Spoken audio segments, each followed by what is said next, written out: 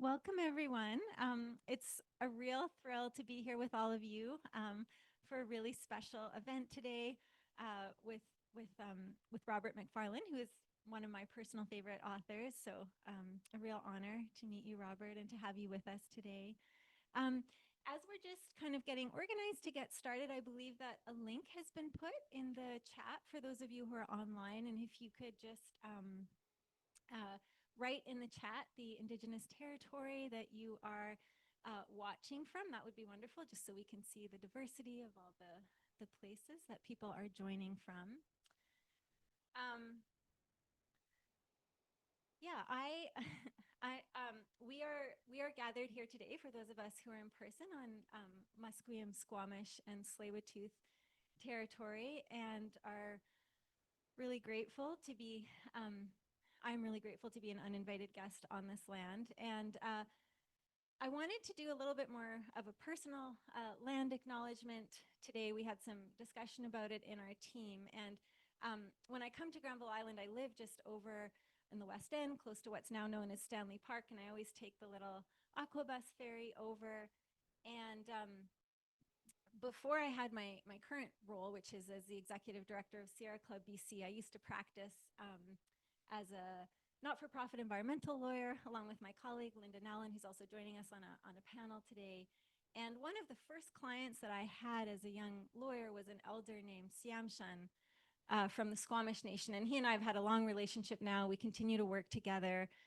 We have been for about 15 years. And he's taught me a lot about his family's experience on these lands and waters, which he, to this day in his 80s, continues to fight to protect the waterways and the lands, and to fight for all the beings that depend on them. And just my relationship with him has really made me realize how proximate the history of displacement is. And Robert, your book is so visceral in showing that in different locations, that landscapes that we might take for granted were very different not long ago, and that this struggle is current over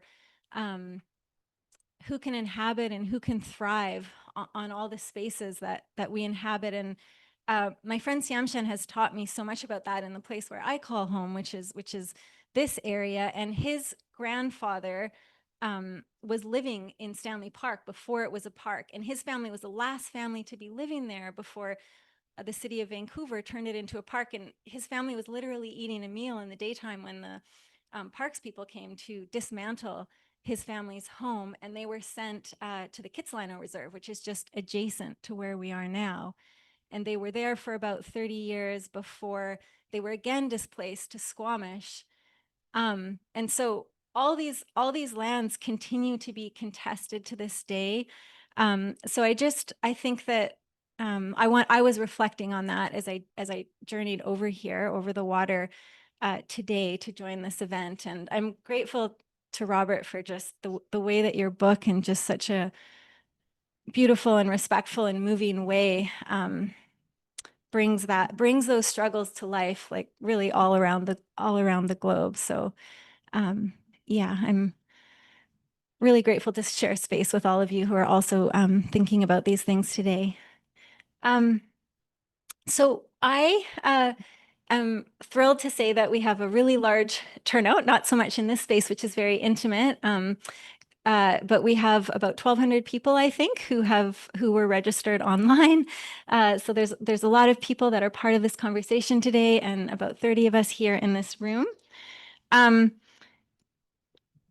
those who are joining online, at the bottom of your screen, there should be a panel that includes a Q&A tab. So please include your questions there.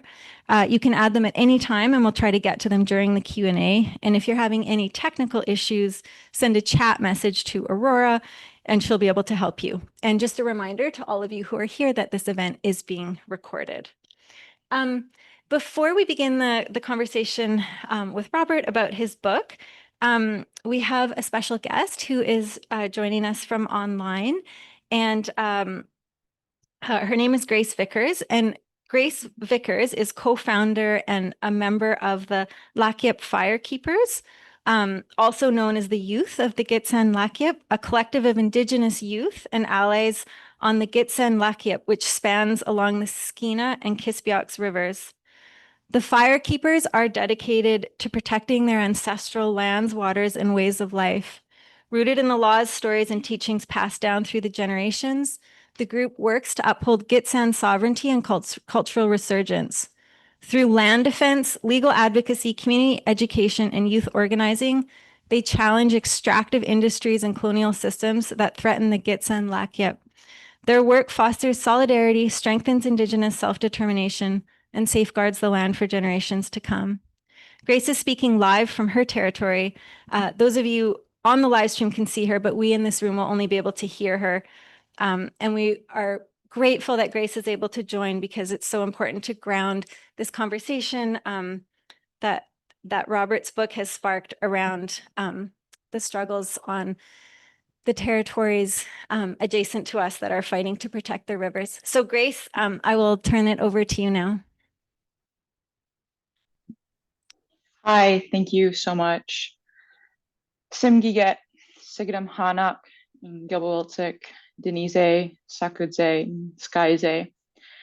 Hi, my name is Grace Vickers, and I'm the daughter of Andrea and Roy Henry Vickers. I'm Hiltzik, Haida, and Simsien, and I reside on the Gitxsan-Lakiep.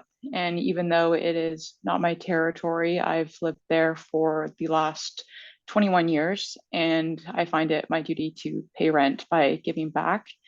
And as was previously stated, we are a collective of Indigenous youth and allies, and we reside on the territory along the Skeena and Kispiox rivers, where the proposed Prince Rupert gas transmission pipeline threatens to carve through our Lakiep without free, prior, and informed consent, and also without an updated environmental assessment certificate.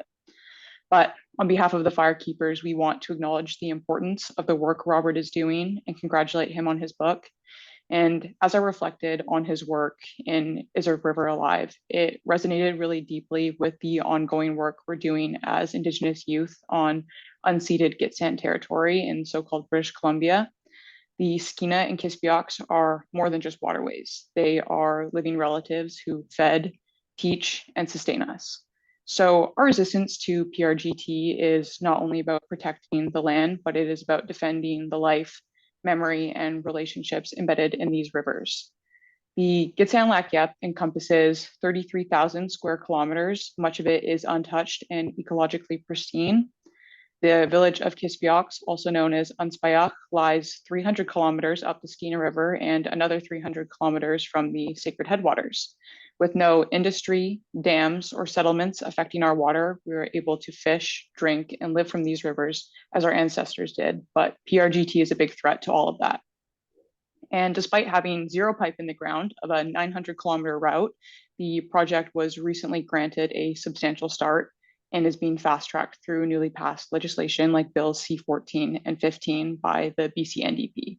And essentially, these bills override local decision-making and enable expedited approvals, allowing the construction to proceed with limited oversight, bypassing meaningful consultation and traditional hereditary governance. And the impacts will be very profound. Community members are especially concerned about the effects on salmon populations and river ecosystems, as well as the influx of industry infrastructure and personnel. One of the proposed camps is just up the Kispiox Valley, which would more than double the population of the village of Kispiox. And we're located just off Highway 16, which is also known as Highway of Tears, as I'm sure most of you know. So this raises many safety concerns for Indigenous women and girls, but not only that, it also raises concerns around medical safety personnel getting in and out of the village. They need to utilize really narrow roads and go through old bridges, which will now be overflowing with industry if PRGT proceeds. This project cuts through our most vital salmon-bearing streams and threatens not only the river, fish, and wildlife in the area, but also the social fabrics of our community. This project is really just one portion of a much larger system that disregards traditional Indigenous governments and the preservation of the environment for the profit of really extractive industries that oftentimes, like PRGT, are backed by US billionaires who stand to profit from the destruction of our lands, somewhere they've never been and most likely never will be.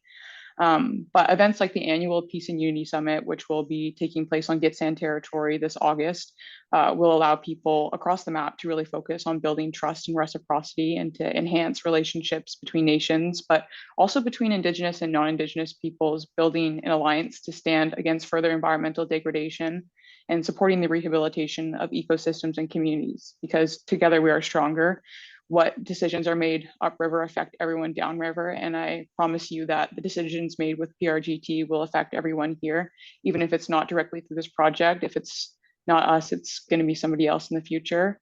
We would love to share our story more deeply, perhaps in a future edition, or talk or collaboration. Our fight to protect living rivers aligns with the very questions Robert's book so beautifully raises.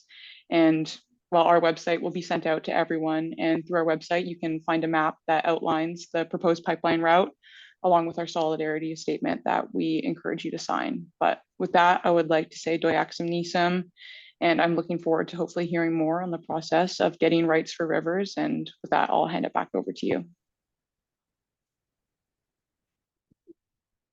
Thank you so much, Grace, and just wanted to express my appreciation and gratitude to you and the other youth that are doing this work for and with the river. I'm now excited to introduce Robert Macfarlane.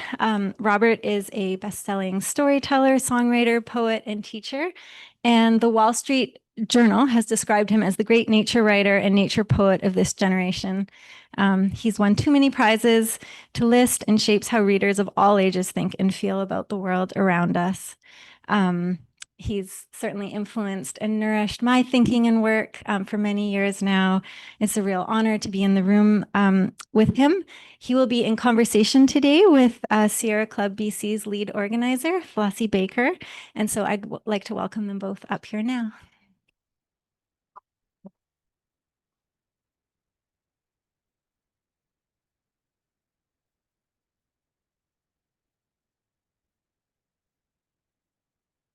Hi. Am I live? Right. Is the mic's picking me up? Yeah, great. Hi, Flossie. It's Hi, everyone. good to be here with you.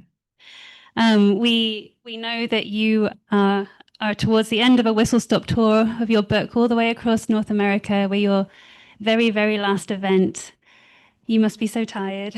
Oh, well, I'm lit up by this one. I must say, I've just the people I'm speaking to, the people out there, meeting Chief Nomax before the event just now, and then hearing that brilliant, incisive, lucid and urgent introduction from Grace. Thank you, Grace, for being here with us today. I'll just say that I'm wearing the River Defence T-shirt from the Skeely Group, which was gifted to me by Chief Nomax and I think by Grace as well, and it has this wonderful condensation of everything. Really, we are the river. We are the river, and the conclusion of that phrase in the Te Aotapua Whanganui River Claim Settlement Act in 2017, passed in the Aotearoa Parliament in Aotearoa, New Zealand, was "We are the river, and the river is us." So, in a way, everything I have to say is a footnote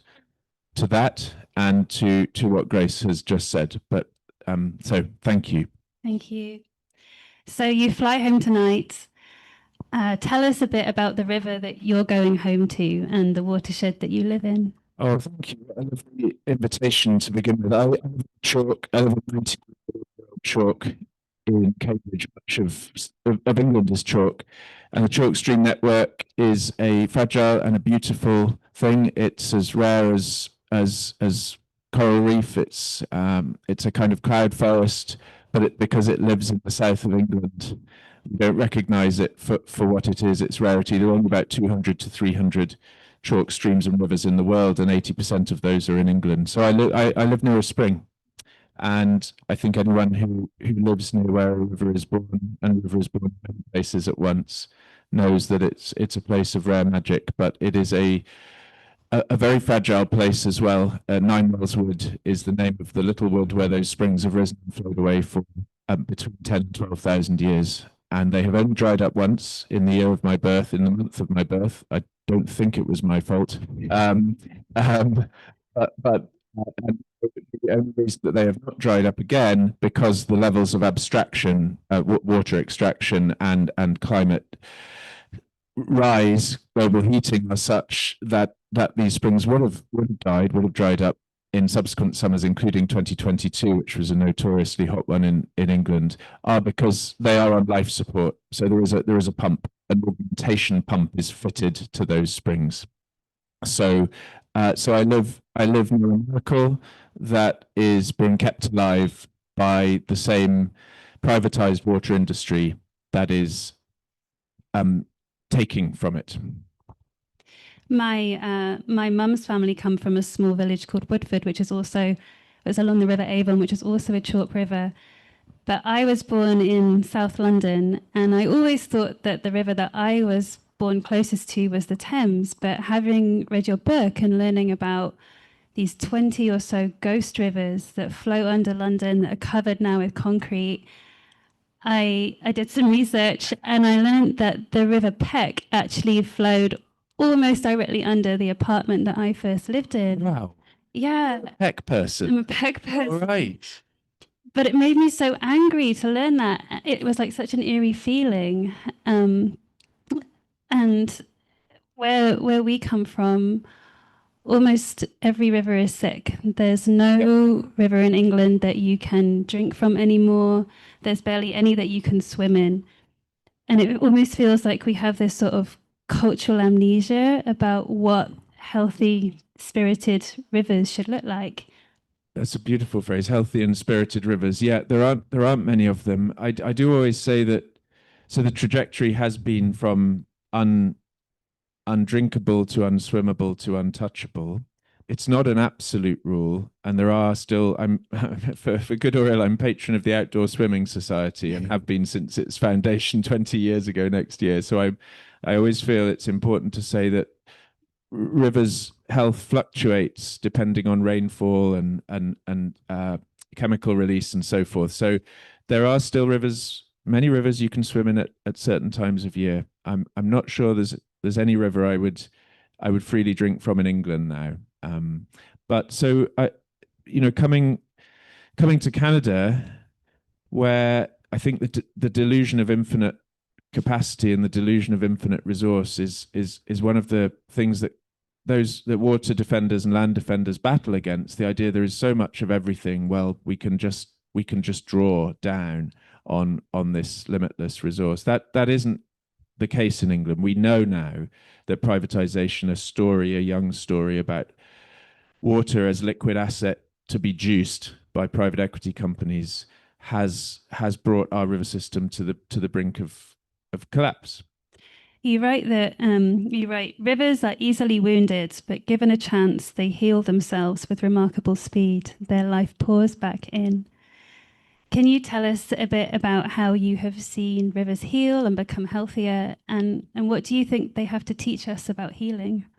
Oh, so much. I mean, I am wearing my salmon badge from the Pacific Salmon Foundation, who supported last night's event here in Vancouver, and the salmon just keeps returning, doesn't it, as this keystone species, if we want to be species specific, that speaks of health, and that symbolizes and condenses hope. And I think almost all the stories of hope that I've seen are salmon stories. And the Klamath, most recently, most famously, this remarkable act of alliance building, as Grace was saying, both intertribally in the Oregon, California watershed of the Klamath, and then extending that out, and the dream of an undammed Klamath, which required the remembering of a river that almost no one alive knew, the undammed Klamath, because the first dam went up in 22.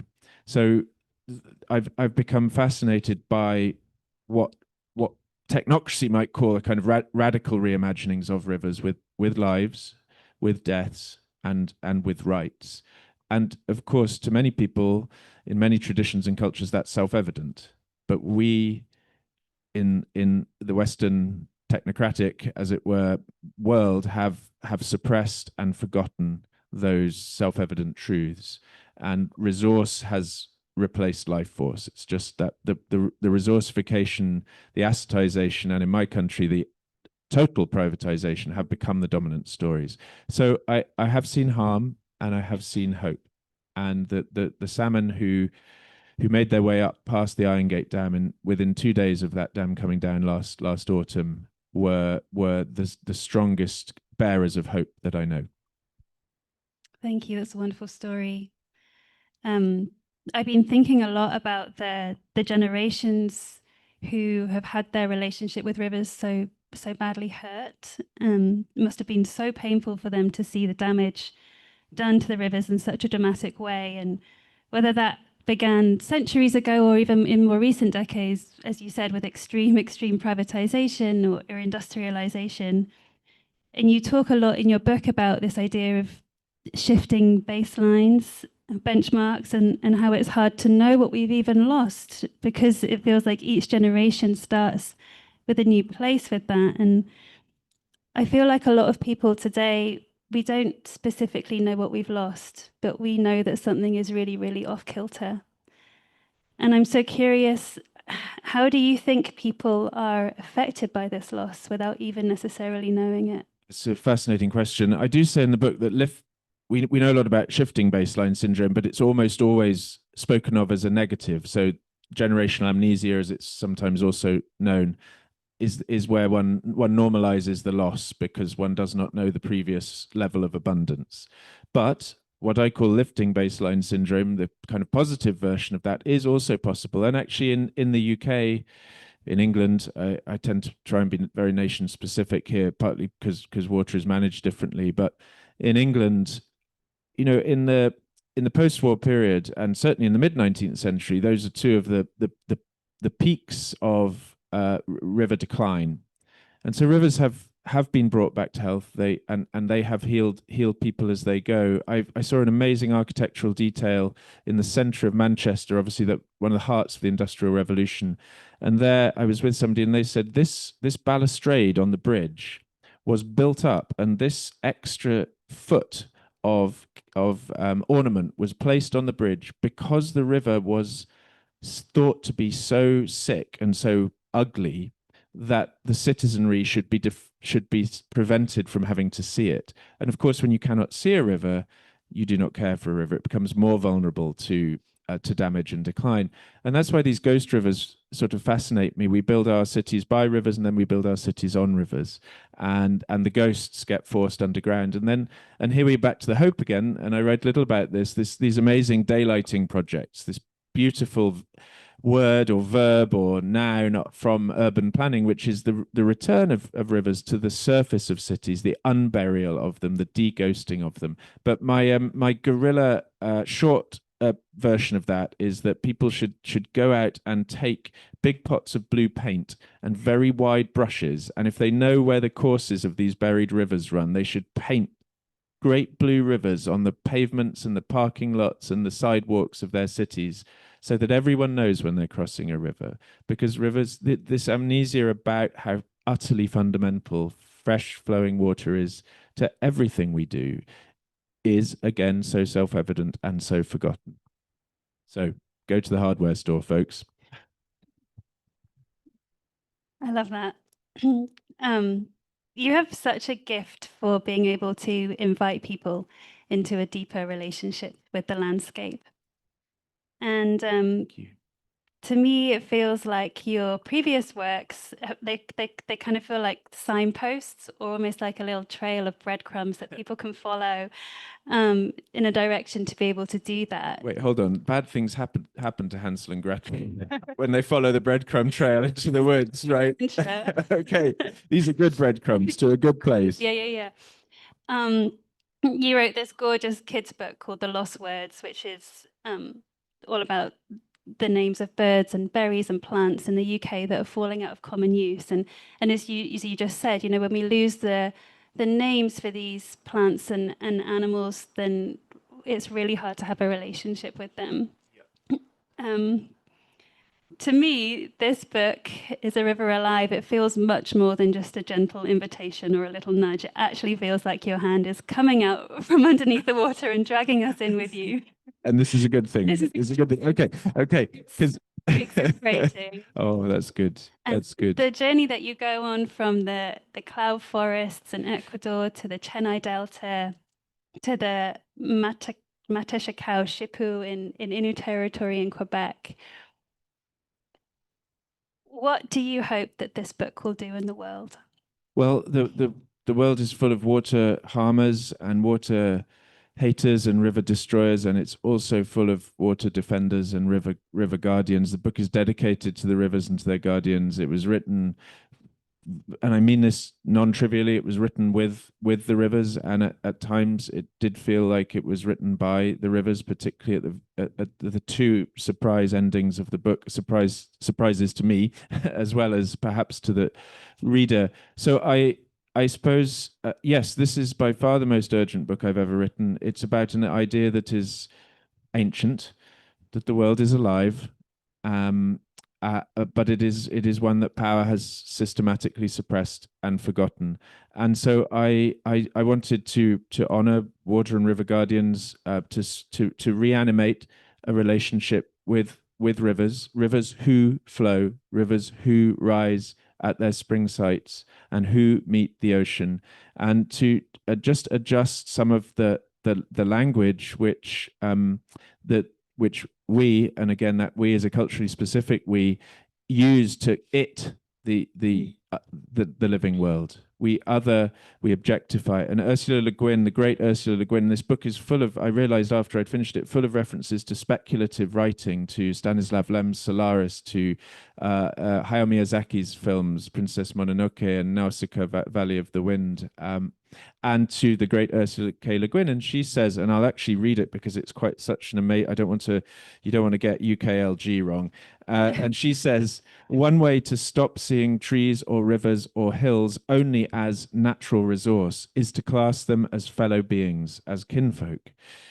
I guess I'm trying to subjectify the universe because look where objectifying it has gotten us. To subjectify is not necessarily to co-opt, to colonize, and to exploit. And this is the line that really stayed with me.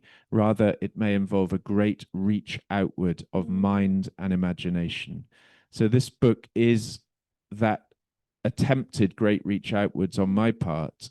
And I guess I hope that, but for those who need to make that reach, that great reach, it's an exhilarating one as well as an effortful one. Yeah.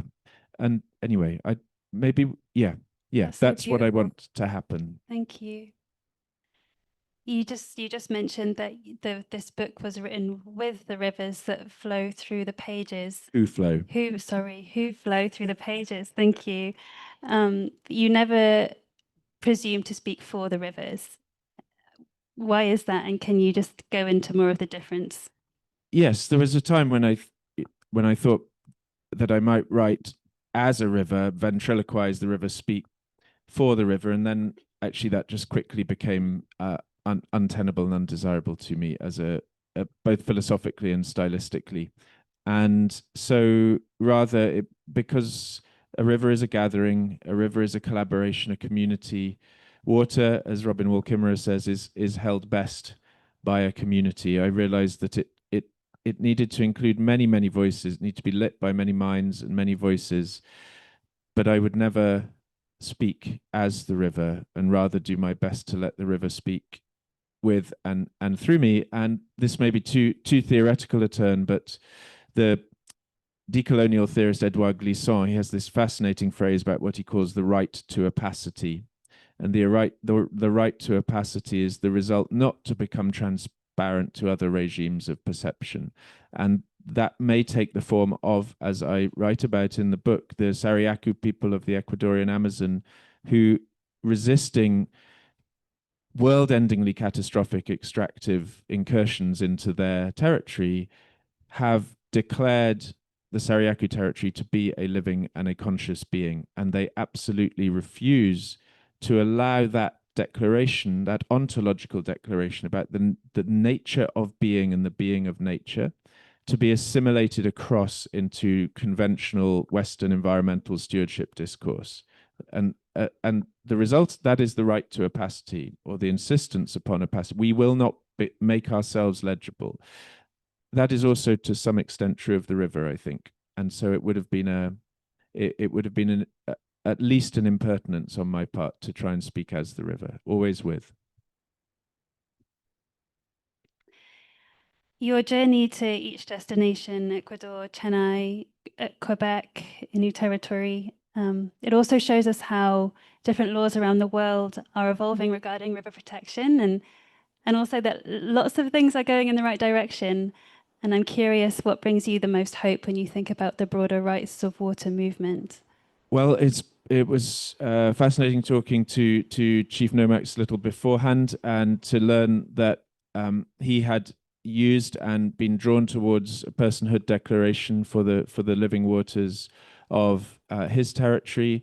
The Klamath Dam removal is actually a relatively little known aspect of the alliance building and the discourse there. That in 2019, the Yurok tribe issued a declaration recognizing the rights of the river Klamath, including the right to flow freely to the sea. But the most consequential and I think a famous manifestation of this idea of the rights of nature in its radical form came in Ecuador in 2008, when the constitution was revised in this extraordinary 9-month moral reimagining of the entire basis of the functioning of a nation state in 07 to 08. And right at the heart of that, along with a recognition of a number of indigenous rights and the right to water, just as a fundamental, were these 4 rights of nature articles, 71 to 74. And they guarantee, or they recognize, and this is an important distinction, this is not a bestowing of rights by a nation state government, it's the recognition of inalienable and pre-existing rights of the river, of the forest, was the rights of nature to exist, to flourish, and to persist, and to respect. And the 4th of those articles made the state the guarantor of those rights and allowed any private citizen to bring a case within the Ecuadorian legal system if they felt that the rights of nature were being violated. And that led to this remarkable judgment in 2021, handed down by the Constitutional Court, which protected this area of absolutely teeming and scintillating ultralife known as the Los Cedros, the cedar forest, the cloud forest of Los Cedros, and all of the clear-watered rivers that flow from it, because a cloud forest is a river maker. So, and that was threatened, what a surprise, by a Canadian mining company called Cornerstone, and in conjunction with the Ecuadorian state mining company. So, echoes here of many of the battles that are going on between fossil fuel, oil and gas interests, and in the case of Ecuador and Los Cedros, gold mining interests. When you are in Innu territory, you meet Rita Mestoshovko. Mestakosho. Sorry, yeah, Rita Mestakosho. Mestakosho. Yeah. She's an Innu poet and writer, and she tells you almost immediately after meeting you that you were too stuck in your head. Yeah, totally. Yeah, Rita's amazing. I was just messaging her just before I came here. She had written to me to say, Rob, I just wanted to let you know that 2 women have turned up in Equaniche today, looking for me because they'd read Is a River Alive and they wanted to come and meet me. So they've driven that long road 600 miles northeast of Montreal. And I said, I hope that's okay, Rita, because I think there might be some more. Because when you meet Rita, as I did, she is just such an extraordinary presence and force. So again, so lucid in her moral thinking, in her readings of people, so deep in the relations that are self-evident to her with the river, with the Mutakau Hipu. So yeah, she looked at me and she was like, Robert, you think too much with your head, you look too much with your eyes, and you don't feel enough with your heart. And she's absolutely right. And so she became very important in helping me just begin to unlearn some of the ways of thinking and feeling about rivers, even though I was 3 years into the river project, river thinking. And also just to sort of, how to say it, sort of unplug the analytical instinct, which, as you can probably hear, is quite strong in me and quite Kicking. embedded, yeah, quite alive and kicking. And Rita and the river between them helped, at least temporarily, disable the analytical instinct. She gave you some really clear instructions about what to do to try and override that, I guess. So she instructed you to greet the river every morning, to offer tobacco. You did a 24-hour fast. This is along the course of about 11 or 12 days paddling down the river. By I think day 6 or 7, you describe beginning to feel actually being seen by the river, and you write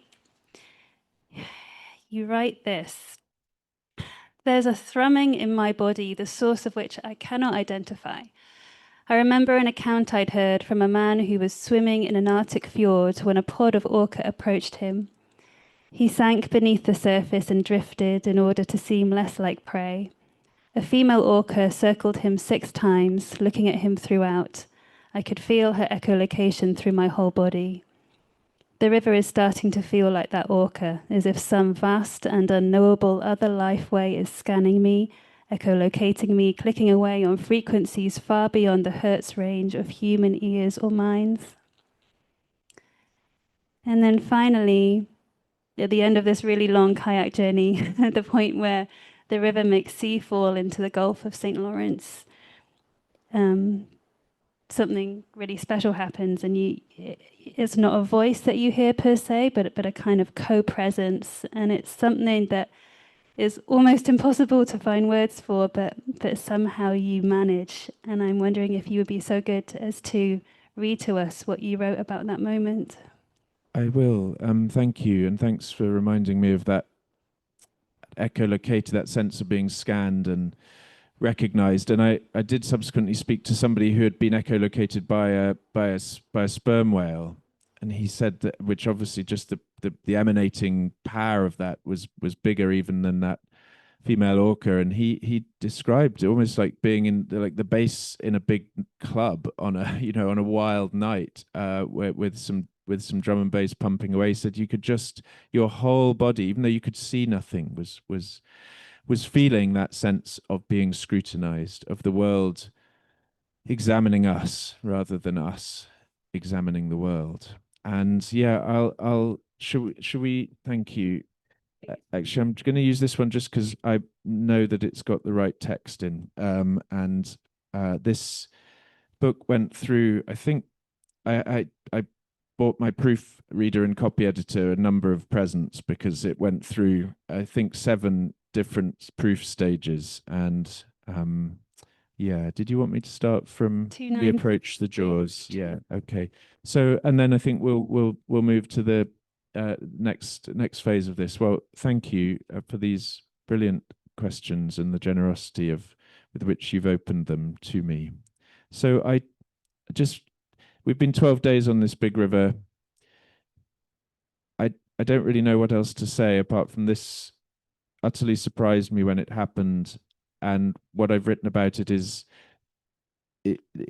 language failing as best I know, if that makes sense. We approach the jaws of bedrock through which the river crashes and thunders. The rock is stepped and smoothed and shines in the spray. We stop a yard from the edge.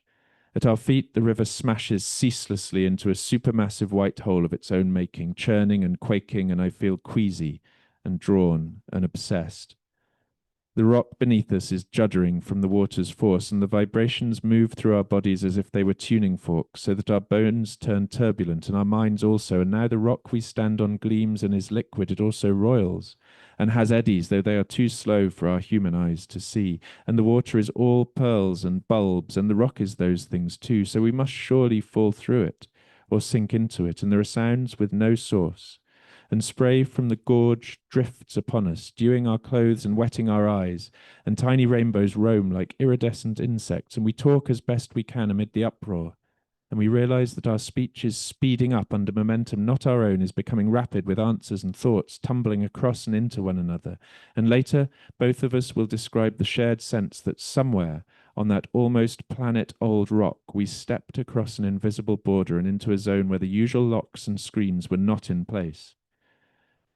And then speaking no longer seems tolerable, and I am unable any longer to decline the compulsion to move closer to the river. So I step right to the very brink of the gorge, a few inches from destruction, where water, rock, and air are all three glossy, and I glance up and understand that I am looking into a mouth, an immense river maw that pours between the jaws of the gorge, and I see that this mouth has a tongue, a vast green-white tongue which tapers and glides to its tip right at my feet, and I hear speech tumbling out of this mouth, has been tumbling out of it since the old ice left, and that this is a place where ghost realms of times past and future overlap with one another, each transparent to the other, and I try to peer right and left into these laminar worlds, but the river mouth and its river voices hold me in this one, here, and the river's tongue now is the tongue of tongues, and the river's song is the song of songs, slip shifting and shape sliding and veering, sung in spirals and stars and roars and other notes beyond hearing, and the voice sings what I cannot understand,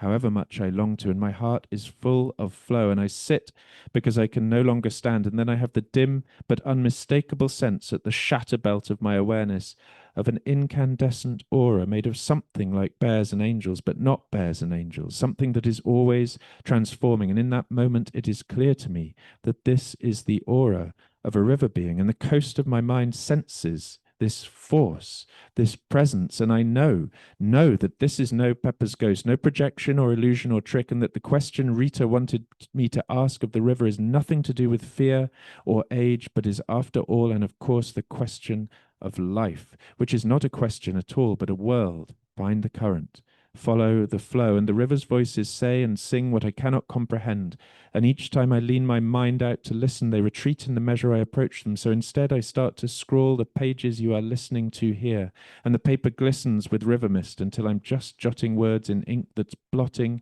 in curls as phrases whirl into the notebook from a source vastly greater than the sphere of my skull, and I find tears in my eyes that I did not put there, but the river did. It may involve a great reach outward of mind and imagination, and for those few seconds beckoned on and shivered by that hourglass-shaped and silvered force that is a mouth and has a tongue and utters, after miles and minutes and years on the flow and in it, I am rivered. Thank you.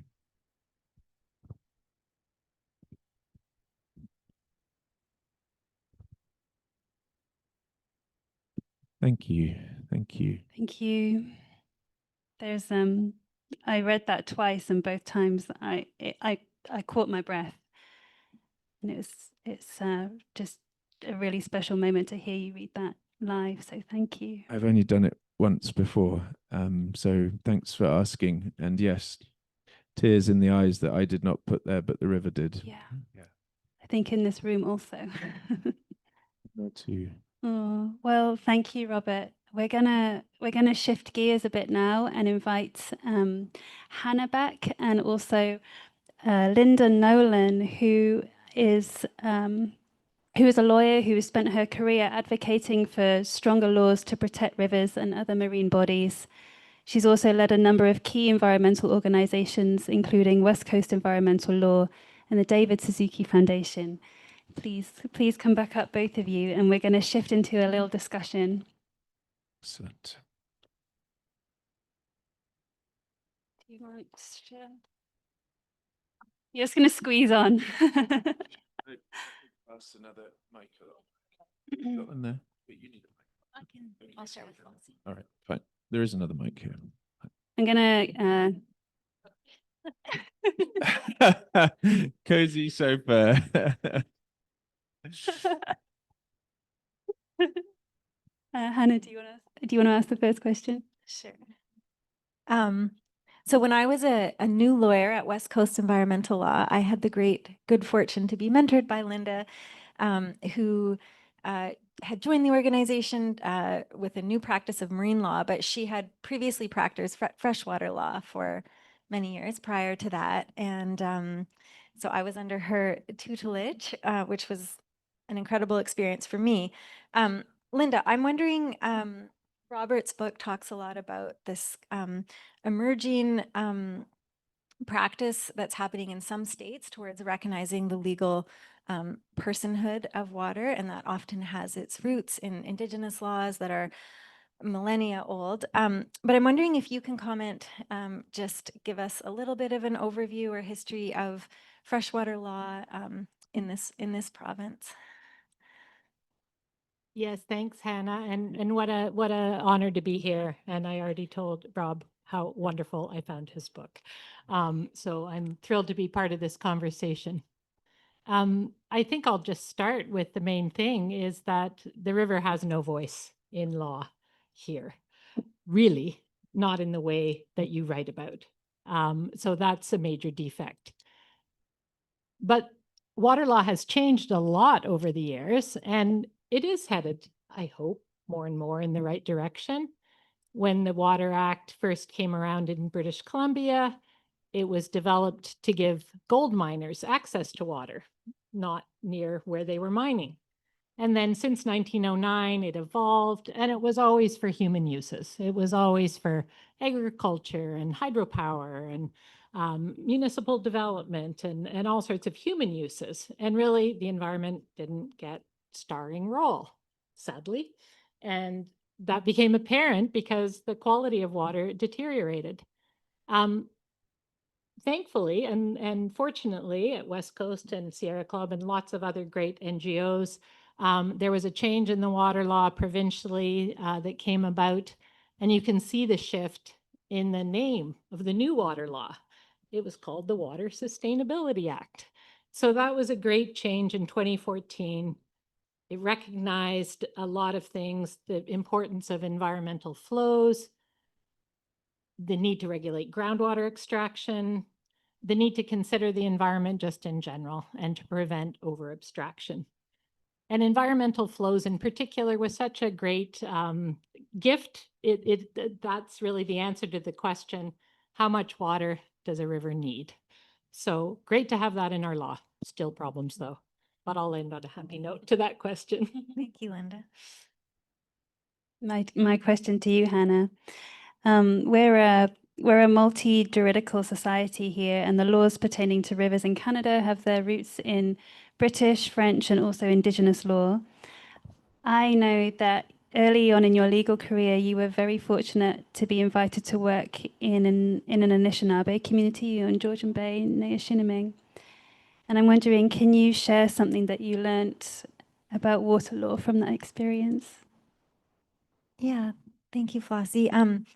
Yeah, so I went into law hoping to do environmental protection work and water protection work, and really quickly learned, as Linda was saying, that the state of settler law or colonial law in the territory, in what's now known as Canada, are really very weak and are really not nearly as strong as you would hope to help support the health and life of the rivers. And I was hired as a young lawyer to work in an Anishinaabe community through a project from the Truth and Reconciliation Commission and the Indigenous Bar Association. And I was working there with an elder named Carleen Elliott, and she was an Anishinaabe, and had in Anishinaabe law, women are responsible for caring for the water. And similar to some of the experiences and teachings that you received, Robert, I learned from Carleen that from the time she was a little girl, she had been taught to be in deep relationship with the water. So she had grown up singing to the water, giving gifts to the water, asking the water for help, and learning how to listen to the water.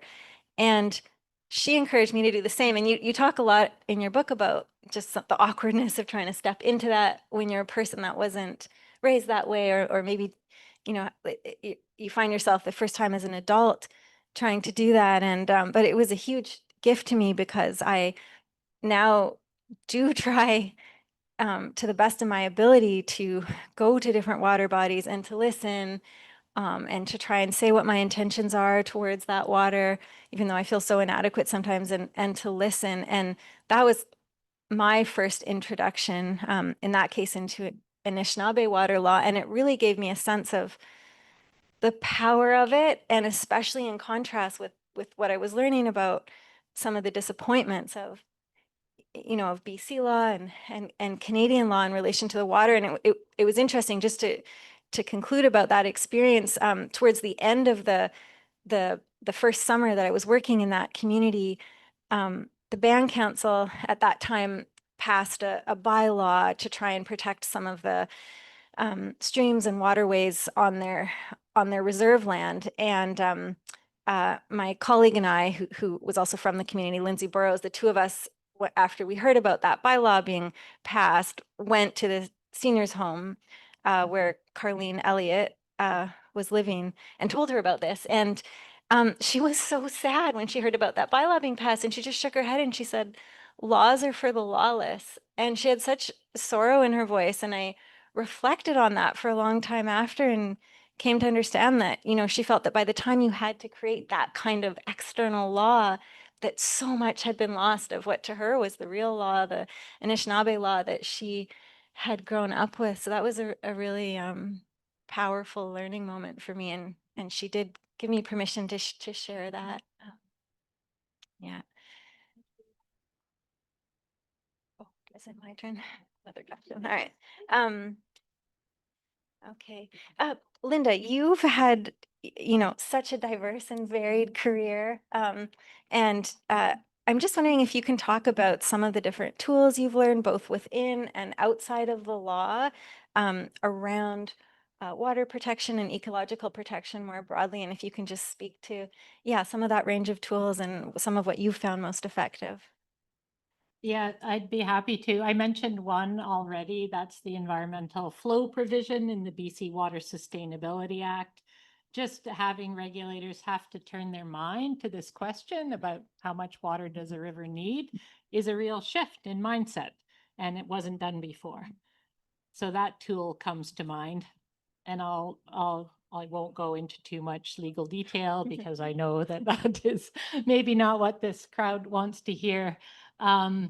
Another tool within the same act, which really is quite fundamental and unique to BC, I think, and it relates so much to some of the big threats to water that you write about, including for the Magpie or the Mutaheku-Shipu River, roughly in Quebec, the risk of being dammed for hydroelectricity.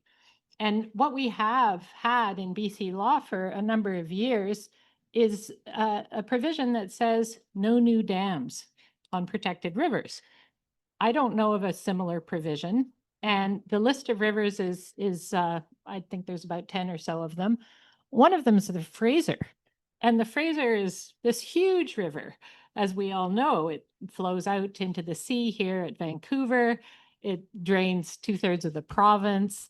It supports all species of salmon, other rare species. It's a source of nourishment and cultural significance for all of us, Indigenous people and all who live here.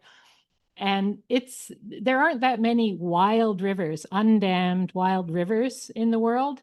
So having this provision in law is pretty powerful, and we were happy to see the government put it in there. I hope it's not at risk right now because we're seeing such a turn towards build, the kind of projects that really don't fit with the threats the planet's facing. So I'm just thankful that that provision's still there. One more legal tool and then one non-legal. Another legal tool that I think we all know about here is the Federal Fisheries Act, sort of our sleeper environmental law. Section 35(2) prohibits damage to fish habitat. And that really has been used all over the country by people doing private prosecutions, by regulators, to protect fish habitat and the water the fish swim in. So in a previous government, they tried to take away that provision. And we did a great campaign with many groups where we brought back little buttons that the regulators at the Federal Department of Fisheries and Oceans used to wear, saying no habitat, no fish, and sort of revived that phrase, which was quite powerful. Which leads me to my non-legal tool that I think you all know so well. and is a deep part of your book, and the activists and all the people working on the rights of nature movement. And that's activism. And, you know, broadly speaking, what a powerful tool, getting people to speak up, to talk about what's important to them, to act on it, to try and change the world, change the law. Law is a powerful tool, not just because of how it regulates what we do. It's a powerful storytelling tool and cultural tool. And activists who work for years and years, and we know many of them, and I know some of them here in this room, and the people who support those activists, that is probably one of the most powerful tools I can think of. My friend Cesar Rodriguez Garavito, who comes to Ecuador with me and began as a Colombian human rights lawyer and is now rights of nature and human rights lawyer. So he said to me, and I use the phrase in the book, the law is a storied thing, and as such, it can be restoried. So he's always arguing against understanding precedent as monolith, and instead understanding the law as a condensation of imagination and of story. And sometimes those are bad stories well told, which take the form of law, and other times they are good stories well told. So suddenly that opens possibility, and which is not to say it's easy, and that's why this idea of hope as a discipline, which requires both imagining otherwise and stepping firmly forwards into the labor that is required to actualize that otherwise, as it were. Yes, yeah, and it's exciting. The undammed nature of the Fraser River is astonishing. It's and I know there was a big fight in the 70s, I think it was, to maintain that, but it's absolutely extraordinary. Europe, and I still insist that Britain is part of Europe, so just allow me to be European here, of all places, has the most fragmented river system of any continent. 1 million barriers is the estimate, large and small. And we have almost no free-flowing rivers left. The Vjosa is one. There's a big fight, big hydro fight over that at the moment. But to live in a city where an immense watershed drains freely into the ocean is a privilege and a wonder, a daily wonder. Robert, I did want to say that the three of us actually went to the Fraser River and sat on the banks to try and come up with the questions to ask, and we really did our best to listen. And thinking with yes, listening to, yes. It's an absolute joy to sit with, including Grace, 4 remarkable women who are all deeply involved in the protection of water and land. And I just wanted to say that. So thank you. Thank you. I have a question for you, Robert. All right. Okay. Okay. I think we're Got to muster myself. might be no, you don't need to brace yourself. Again, your book was just so amazing, and reading about the people in Ecuador with the cloud forest, and in Chennai and in Quebec, and your journeys, it's so clear that what is the personal relationship of people with the river is so important. Your own relationship with the Chalk River. Now we know Flossie's a Peck person. So just what do you think people can do to sort of reconnect with their waters, have that personal connection? What advice would you give to people who want to restore that connection or reinforce it, make it stronger? Well, I guess 2 pieces of advice, and they're improvised, so forgive me if they fall short. But one is just meet the water, meet the river. You went and spent time with it. I mean, in my country, there's a huge access fight over water as well, which is not extricable from I mentioned the bridge with its extra ornament rendering the river invisible. That's a metonym of a much bigger invisibilization of water of flowing water, rivers, and the river system in my country, which has to do with access and rights of access to land. So I'm very involved in that fight, and water is actually surprisingly central to it. So finding ways of meeting your river, spending time with your river as a friend, as a relative, as someone you speak to and think with. They may feel awkward experiences at first, but they quickly become, I think, philosophically self-proving. And I suppose the second thing is a more general idea about a theory of change, which is I very often meet people and say, what can I do? The crisis is so vast. And I think we have to desingularize crisis. We have to recognize that change happens for the better and for the worse, up and down the scales. And right now it can feel overwhelming and a singularity of awfulness. But it has been the work of many hands to bring us to this place, and it will always be the work of many hands to undo it. So do not feel powerless. You can make change, and it may feel small and it may feel local, but those changes aggregate to the overall shift. And I'll just end with a thought from the brilliant Rebecca Solnit, a friend of mine of many, many years now. And Rebecca wrote, I think it's called A Piece for Hard Times, shortly after Trump was re-elected in November. And it says, it begins something like this: I am not going anywhere, and neither are you. Just because we cannot save everything does not mean we cannot save anything, or that anything is not worth saving.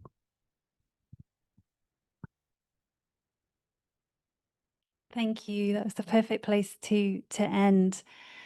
We're going to shift now into the Q&A. So we've got 30 people in the room with us. We've also got tons online. So if I'm looking at my phone, I'm not being rude. I'm just being fed the questions from the online participants. And I invite these questions to be for Robert or for Hannah or for Linda, or you might share them between you.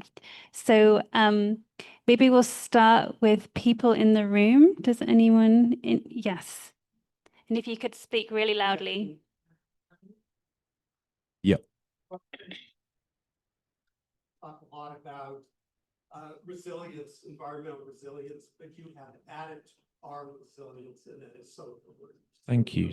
Thank you. That means a lot. But I actually have a question for the lawyers in the room. And this may be unknown to so many Canadians, but last year the Canadian government changed the Environmental Protection Act to say that every Canadian has the right to a healthy environment. It's like this unknown provision. And I'd just like to ask the lawyers in the room, Linda, maybe you, can we sue the government because they're not taking care of False Creek and we deserve it to be protected? Great question, Zeta, and lovely to see you here with your activism for False Creek right here in our neighborhood. How fortunate are we to have someone who worked on the campaign for the right to a healthy environment, one of the lead campaigners right here in the room. So if I might ask Peter to maybe say a word, if that's okay, if that's fair. Yeah. Sure. So it's actually really. Do you just want to come up here so that the camera can see you? Sure, Yeah. I'll say. Thank you.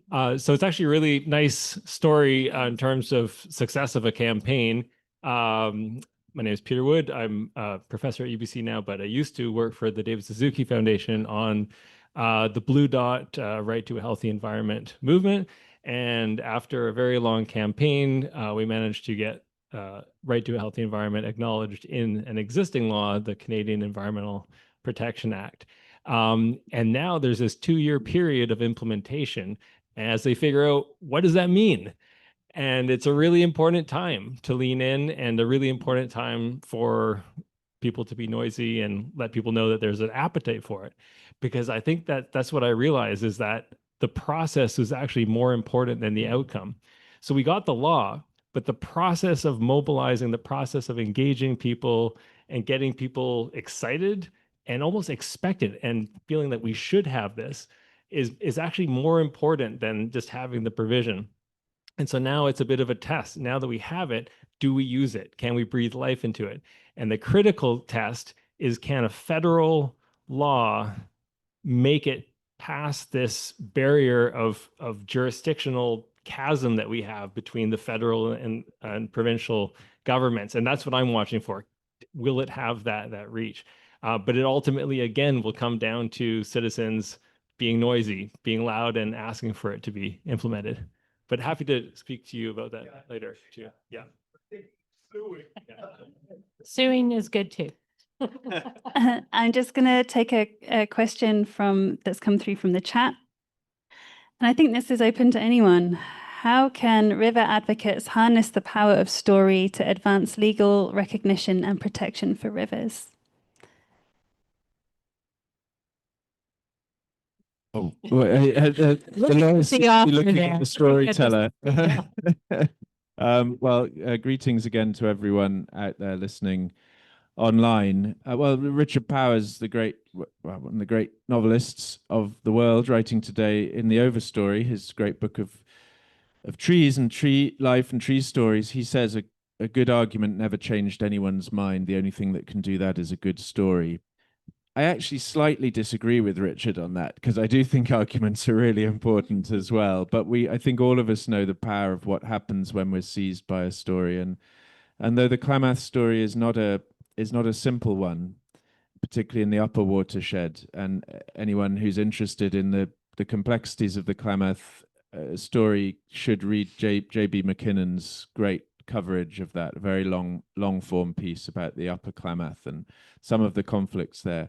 But the Klamath is just this, in its hopeful form, is a story that just radiates possibility. And I think that's what hopeful stories do. And we live in a pretty hope-stripped time, let's be honest. And so we despair is a luxury, hope is a discipline, story is a hope carrier, a shower of how things can be otherwise, and of the great reach outwards of mind and imagination that is possible, but is also effortful.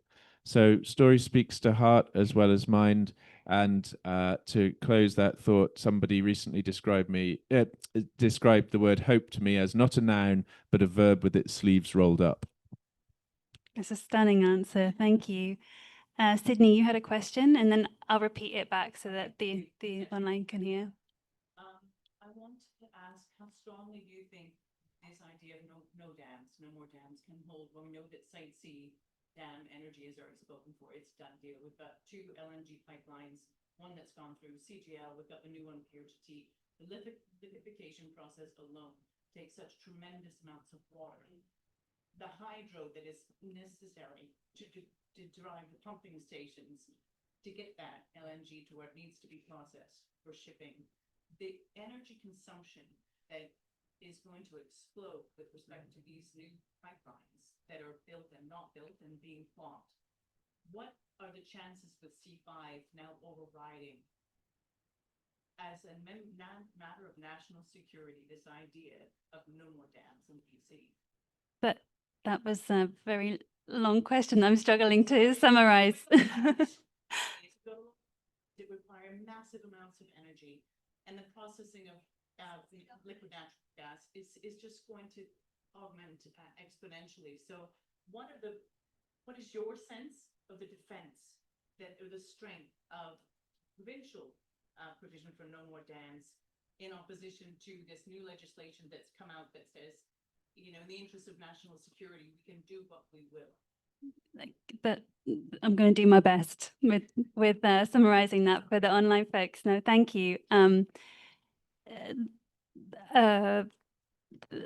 think you're asking, with all the amount of water that LNG uses and these other big mega projects, how can our legal provisions stand up to that in this moment? Is that fair? Okay.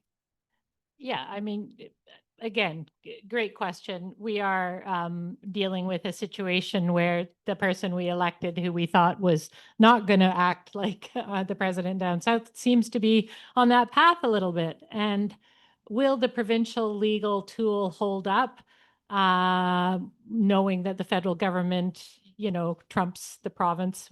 Bad word, sorry. I think what's needed right now is strong voices from all over to speak up and say, here's what nation building looks like to us. It looks like a connected electricity grid. It looks like massive affordable housing built up green. It looks like public transit on a huge scale. It looks like, thanks Darcy, it looks like fixing boil water advisories in Indigenous communities across the country. That's what nation building looks like to us. You want to fast track those projects? Go ahead. Okay. Thank you. We're gonna wrap up there because there's some very eager people in this room to have who want to have their book signed. So Robert needs to go. He's got a flight to catch. We've got to get him out the door and his driver's waiting. We see you. Thank you so much, Robert, for being here with us. Thank you, Linda. Thank you, Hannah. And I'll pass the mic back to you. Yeah, I'm just going to conclude with some thank yous. But was there any final comments that you wanted to make, Robert, before we? No, I've been met so warmly in Canada. I began in the East and I've come back to the West, and I just want to say that I've met packed roomful after roomful of people who really, really care, and who understand the simple central fact of relationality, and that our fate has always flowed with that of rivers, and it always will. And so I think there is a deep understanding, a deepening understanding of that. And all of you who are working to build alliances, build consensus, change minds, change imaginative climates, you are doing the work. And as Barry Lopez said to me not long before he died, keep going, keep going.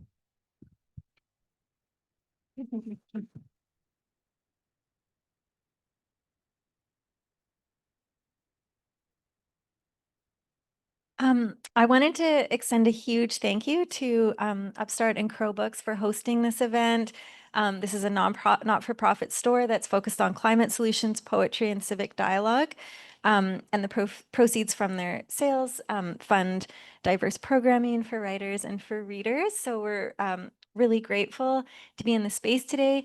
Strongly encourage anyone who doesn't already have a copy of Robert's book to purchase one here. I'm midway through it and it's totally riveting, and yeah, I couldn't recommend it more highly. So and he may have a little bit of time to sign before he rushes off to the airport. So 14 minutes, yeah. 14 minutes.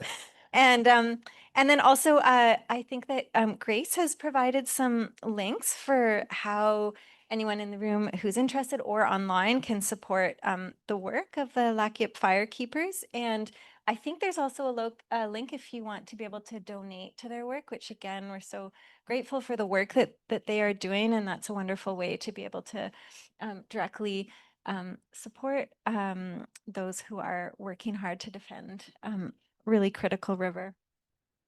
Yeah, so I think that's it. Linda, do you have any? No? Okay.